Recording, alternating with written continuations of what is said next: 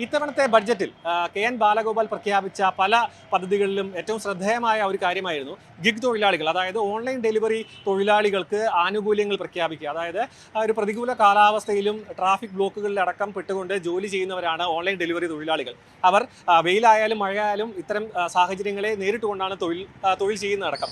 അത്തരം സാഹചര്യങ്ങളിൽ ജോലി ചെയ്യുന്നവർക്ക് സംസ്ഥാനത്തുടനീളം വിശ്രമ കേന്ദ്രങ്ങൾ ഒരുക്കാൻ വേണ്ടി 20 കോടി രൂപയാണ് സർക്കാർ വകയിരുത്തിയിട്ടുള്ളത്. അതായത് ഇത്തരത്തിലുള്ള പ്രധാന കേന്ദ്രങ്ങൾ കേന്ദ്രീകരിച്ചുകൊണ്ട് വിശ്രമ കേന്ദ്രങ്ങൾ ഒരുക്കുക. അതിനൊപ്പം തന്നെയുള്ള വലിയൊരു പ്രഖ്യാപനം എന്ന് പറയുന്നത് ക്ഷേമനിധിയിൽ ഈ ഗിഗ് തൊഴിലാളികളെ കൂടി ഉൾപ്പെടുത്തും.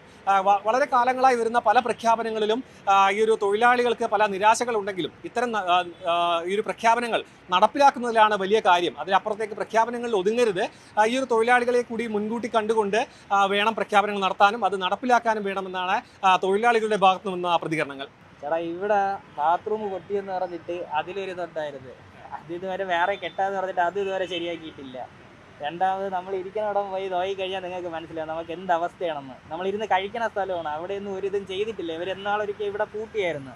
ഇവിടെ സെപ്റ്റി ടാങ്കൊക്കെ പൊട്ടിയ സമയത്ത് ഇവിടെ ക്ലോസ് ചെയ്തായിരുന്നു സീൽ വെച്ച്. എന്നിട്ട് അതിന് ശേഷം അത് ശരിയാക്കാന്നൊക്കെ പറഞ്ഞിട്ടാണ് അവർ ചെയ്തത്. അങ്ങനെയൊന്നും ശരിയാക്കിയിട്ടില്ല. നമ്മൾ വെള്ളം കുടിക്കുന്ന ക്യാൻ എന്ന് കണ്ടാൽ മനസ്സിലാവും എന്ത് അവസ്ഥയാണ്. ചെളി വരേണ്ട സാധനമാണ്, തലയിലിരിക്കുന്ന വേസ്റ്റ് ചെളിയാണ് ഇതെടുത്ത് വയ്ക്കുന്നത്. ഇതിനെടുത്ത് വീണ്ടും വെള്ളം നിറച്ചിട്ട് അകത്തുനിന്ന് വെള്ളം എടുത്തിട്ട് വയ്ക്കുന്നത്. അങ്ങനത്തേക്ക് ഓരോ അവസ്ഥയാണ്. നമ്മൾ ഓടുമ്പം ഇവന്മാരി ഏണിങ്സ് വരെ കുറച്ചാണ് നിൽക്കുന്നത്. ഈ സർക്കാരിന്റെ പ്രഖ്യാപനത്തിൽ പ്രതീക്ഷയുണ്ടോ? ഈ ഒരു റെസ്റ്റ് ഹൗസ് അതായത് ഇവിടെ നടക്കുമെന്നുള്ള കാര്യത്തിൽ ഒരു പ്രതീക്ഷയും ഇല്ല കേട്ടാ. കാരണം ഇവിടെ നിന്ന് എവര് കിട്ടിയാലും ഇവർ ഈ പൈസ വാങ്ങി പോക്കറ്റ് വയ്ക്കുന്നല്ലാതെ നമുക്ക് ഇവിടെ ആയിട്ടൊന്നും ചെയ്യത്തില്ല. ക്ഷേമനിധിയിൽ ഉൾപ്പെടുത്തുന്ന കൂടി പ്രഖ്യാപനമുണ്ട്. അപ്പോൾ അതിന്റെ ആനുകൂല്യങ്ങൾ കൂടി സർക്കാരിന്റെ ഭാഗത്ത് നിന്ന് ഉണ്ടാവാൻ ചാൻസ് ഉണ്ട്. അപ്പോൾ അത് കിട്ടിക്കഴിഞ്ഞാൽ നമുക്കൊരു ബെനിഫിറ്റ് ആയിരിക്കും കേട്ടോ. അല്ലാതെ വേറെ അതൊന്നും ഇല്ല. സർക്കാർ നേരിട്ട് നടപ്പിലാക്കുകയാണെങ്കിൽ പ്രതീക്ഷയുണ്ട്. അല്ലാതെ ഇവരായിട്ട് നമുക്ക് ഒരു ഇതുമില്ല. നമ്മൾ ഓടുന്ന എമൗണ്ടും കൂടെ എങ്ങനെ വെട്ടി കുറയ്ക്കുന്നത്. ഒരു ടിപ്പ് നമുക്കിപ്പോൾ ഒരു ഓർഡർ കൊണ്ടു കൊടുക്കണതിന് 20 രൂപയാണെന്ന് വെച്ചോ, നമുക്ക് അതിൽ കസ്റ്റമർ ടിപ്പ് 20 രൂപ ഇട്ടെന്ന് വെച്ചോ, അതിൽ നമുക്ക് 40 രൂപയ്ക്കും കിട്ടാനുള്ളത്. 40 രൂപ കിട്ടുന്ന സമയത്ത് ഇവർ നമുക്ക് തരണം 30 രൂപ. 10 രൂപ ഓർഡർ എനിക്ക് കൊണ്ടു കൊടുക്കുന്നതിന് 10 രൂപ, കസ്റ്റമറിൻ്റെ 20 രൂപ ടിപ്പായിരിക്കും തരുന്നത്. അങ്ങനത്തേക്ക് കുറേ ഇതുണ്ട്. പിന്നെയെന്ന് വെച്ച് കഴിഞ്ഞാൽ മൾട്ടി ഓർഡർ എന്ന് പറഞ്ഞാൽ 2 ഓർഡർ ഉണ്ട്. എന്ന് വെച്ച് കഴിഞ്ഞാൽ ഒരു പ്രാവശ്യം പോകുമ്പോൾ തന്നെ 2 ഓർഡർ രണ്ടിടത്തായിട്ട് കൊണ്ടു കൊടുക്കണം. ഇവിടെ നിന്ന് വഴുതക്കാട് വരെ ഒരു ഓർഡർ കൊണ്ട് കൊടുക്കുന്നെങ്കിൽ നമുക്ക് 15 രൂപ കിട്ടും 1 കിലോമീറ്ററിനകത്താണ്. അതിൻ്റെ തൊട്ടപ്പുറത്ത് ഒരു എടപ്പഴിഞ്ഞ് ആ ഭാഗത്ത് കൊണ്ടു കൊടുക്കുന്നെങ്കിൽ 4 രൂപ എക്സ്ട്രാ 4 രൂപ. അപ്പോൾ 15 4 19 രൂപയിട്ടൊക്കെ ആയിരിക്കും നമുക്ക് തരുന്നത്. അങ്ങനത്തെ കുറേ ഇതുണ്ട്. അത് എങ്ങനെ നമ്മളെ മാക്സിമം പിഴിയുവാണ്. പ്രതീക്ഷയുണ്ട് നടപ്പിലാവുകയാണെങ്കിൽ പ്രതീക്ഷ ഉണ്ട്. അല്ലാതെ ഇവർക്ക് ഫണ്ട് കൊടുത്തിട്ട് ഇവർ ചെയ്തു തരുമെന്നുള്ള പ്രതീക്ഷയൊന്നും നമുക്കില്ല. അങ്ങനെയല്ല ഇപ്പം പ്രഖ്യാപനം വന്നിട്ടുള്ളത്, നിർമ്മിക്കുന്നത്. അതായത് നിങ്ങൾക്ക് റെസ്റ്റ് ചെയ്യാൻ വേണ്ടിയിട്ടുള്ള സ്ഥലങ്ങൾ ഉണ്ടാക്കുന്നതാണോ? എനിക്ക് അത് എല്ലാവർക്കും ഉപയോഗപ്പെടും.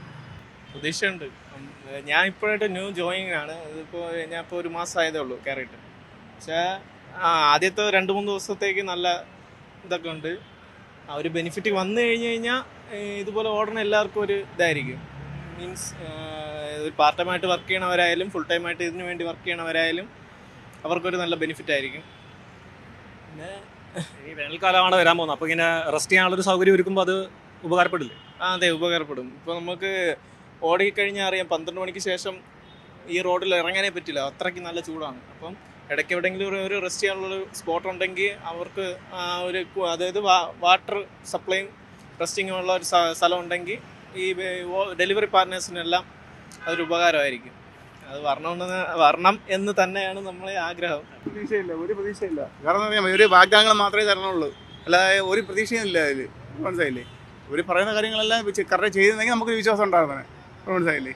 ഇതിലൊന്നും ഒരു വിശ്വാസമല്ല. ഈ വാഗ്ദാനങ്ങൾ ഇങ്ങനെ പാഴ്വാക്കായിട്ട് പോകാനുള്ളതാണ് എൻ്റെ അഭിപ്രായം. ഇപ്പോഴത്തെ തൊഴിൽ നയങ്ങളിലെല്ലാം ഇപ്പോൾ ഗിഗ് തൊഴിലാളികൾക്ക് എങ്ങനെയാണ്? ഒരു മെച്ചപ്പെട്ട സൗകര്യം ഉണ്ടോ? മെച്ചപ്പെട്ട സൗകര്യം ഇവിടെ ഇല്ല. അതാണ് വാസ്തവം. ഇവിടുത്തെ അവസ്ഥകൾ അറിയാമല്ലോ. ഭയങ്കര ബുദ്ധിമുട്ടാണ്. ബാത്റൂം ലേഡീസൊക്കെ ഉള്ളതാണ്. ബാത്റൂം കിടക്കണ്ട ഒരു ലേഡീസ് ഉണ്ട്. ജെൻസിന് പോലും പോകാൻ പറ്റാത്തൊരു അവസ്ഥയിൽ കിടക്കുകയാണ്.